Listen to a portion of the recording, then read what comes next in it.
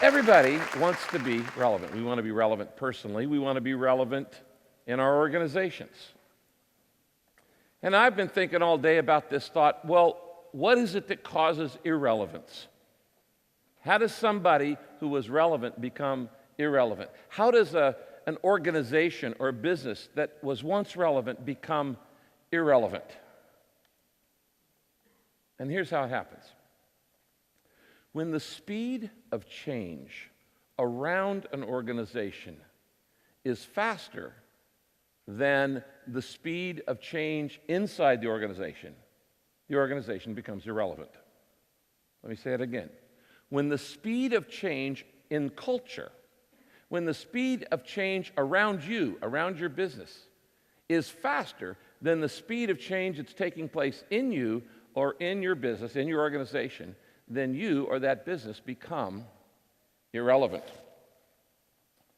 Now, having been the leader of an organization here in Orange County for 32 years, I think about this a lot. How do you stay relevant? The problem with that definition that I just gave is that everything is getting faster. Have you noticed this? Nothing is slowing down. Everything is getting faster.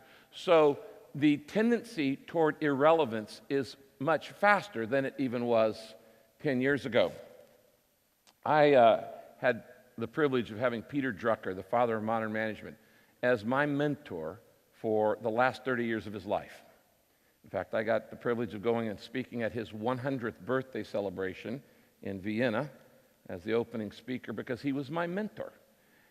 And I once asked Peter, how often does an organizational structure have to change in a rapidly growing organization? And Peter looked at me and he said, well, Rick, I think it's about probably every 45% growth. Well, that was a problem because for the first 15 years of Saddleback Church, we grew 47% a year, average, which meant that every year I had to have a new structure. Every year I had to have a new wineskin. Every year I had to reorganize because what worked with 50 people didn't work at 150, didn't work at 350, didn't work at 1,000, didn't work at 2,000, didn't work at 5,000, didn't work at 10,000, didn't work at 20,000. And now today there's 120,000 names on Saddleback's roll. I still have 60 people with me from the first year of the church 32 years ago. Can you imagine the culture shock they've been through? I mean, because when I started that thing, I moved to Orange County 32 years ago. I had one member, my wife. I preached the first sermon. She said it was too long. It's been downhill ever since. But in that first year, I had about 60 people who were members of our church. Actually, more than that, but 60 of them are still with me 32 years later. And the cultural shock that they've gone through, the changes that we've gone through, has caused me to think about how do you keep an organization, how do you keep your own life relevant when everything is changing so very, very fast? And I've come to this conclusion. Relevance is a choice. Relevance is a choice. Relevance is something you make a decision to do. It's intentional. If you don't choose to be it, you become irrelevant very, very quickly. So how do you stay relevant? Let me give you 3 things. You might write these down. If you're going to stay relevant, there are 3 factors you're going to have to constantly deal with the rest of your life. One of them is corporate culture. The second is personal leadership. And the third is stakeholder emotions. And that's the most important one of all.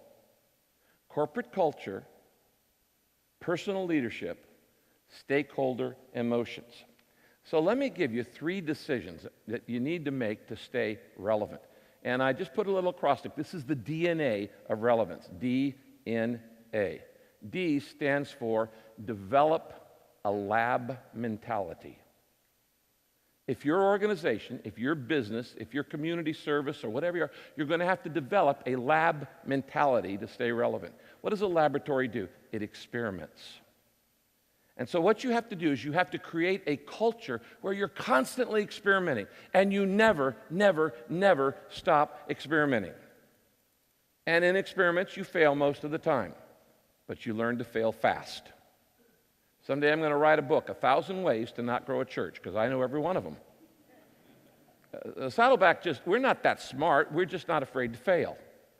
So we try something, it doesn't work. We try something else, it doesn't work. We try something else, it doesn't work. We try 99 things, 100 things works, and then we go out and teach a seminar and pretend like we knew what we're doing. The truth is, it's just all trial and error. You must develop a lab mentality that you are always experimenting. If you always do what you've always done, you're going to be irrelevant because you can't use yesterday's solutions in tomorrow's world. So you develop a mentality of always experimenting. Always, that's the D in DNA. The N in staying relevant is never stop learning. Never, never stop learning. Growing organizations require growing leaders. The moment you stop growing, your organization stops growing. All leaders are learners. The moment you stop learning, you stop leading. There's a verse in the Old Testament of the Bible that says this: if the axe is dull and its edge is unsharpened, more strength is required, but skill will bring success. Listen to that. Not dedication, not desire. Skill will bring success.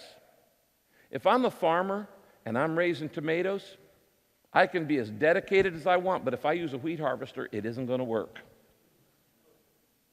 And if I'm raising wheat and I'm a farmer, I can go out and I can pray all I want, but if I don't use a wheat harvester, if I use a corn harvester, it isn't going to work. Skill will bring success. Now it says, if the axe is dull and its edge is unsharpened, more strength is needed. What's it saying there? If I'm chopping wood, it pays to have a sharp axe. And what he's saying there is, work smarter, not harder. That if you don't have a sharp axe, it takes more energy to chop the wood. Now, you're never wasting your time when you're sharpening your axe. And that's what you've been doing today. You've been sharpening your axe. So I honor you for being here. It really says more about you than it says about anybody who was on stage today, because it says you're a learner. Thousands of people chose not to come, but you came. You're a learner, and all leaders are learners. Never stop learning. That's the only way you're going to stay relevant. Develop a lab mentality where we're always experimenting, and the N is never stop learning. The A, and this is one that most people don't get, is you must acknowledge the grief. You say, what do you mean by that? Because this is going to throw you out of left field. Acknowledge grief.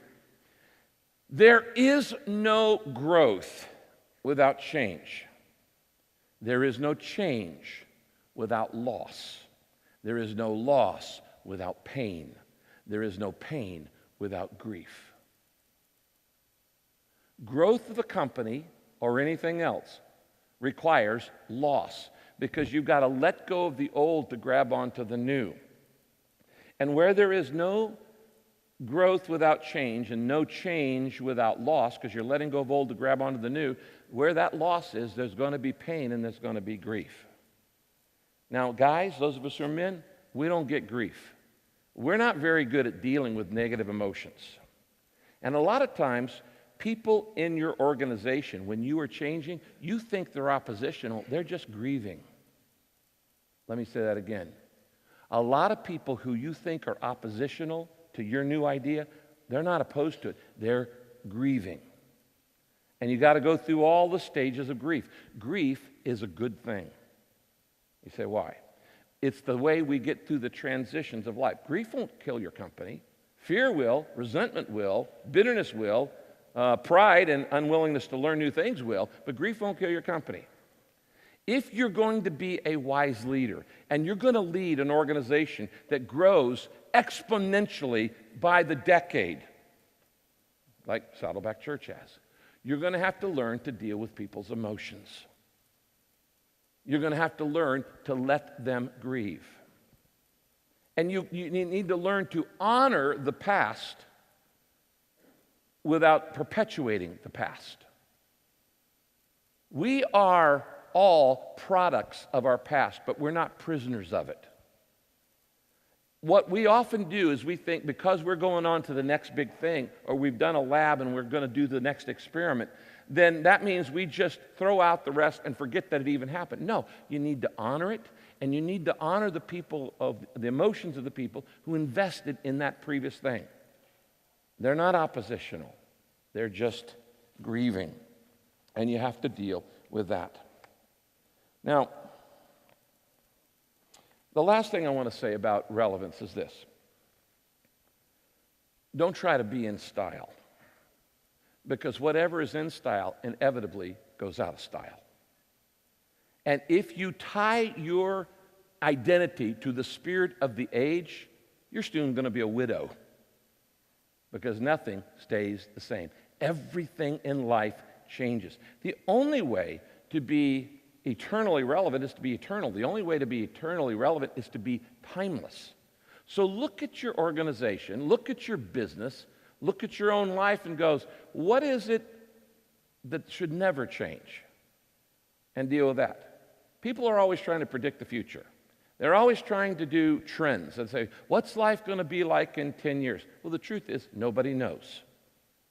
And there are a lot of people being paid a lot of money for stuff that nobody really knows, because nobody could have predicted 9/11. Nobody could have predicted the Arab Spring. Nobody could have predicted a lot of the things, 5 years of the economy that we've been in. So it's hard to even know what's going to happen next week. Vision is not the ability to foretell the future, because nobody can tell the future. Vision is the ability to see an opportunity in the current circumstance and jump on it. To be fast and fluid and flexible. So figure out in your life, as some of the people said earlier, what needs to change and what never needs to change. And when you figure that out, then you've got the winning combination. When I think about where Orange County will be in 10 years, I don't know. I don't know what's going to change in Orange County in the next 10 years. I do know what's not going to change. People are still going to get married. People are still going to get divorced. People are still going to have babies. People are still going to go deal with worry and fear and anger and bitterness and loneliness and all these other things. And so I build what I'm called to do on things that I know aren't going to change, no matter what happens politically, no matter what happens economically. So I would encourage you to look at your business and say, what has to change and what must never change?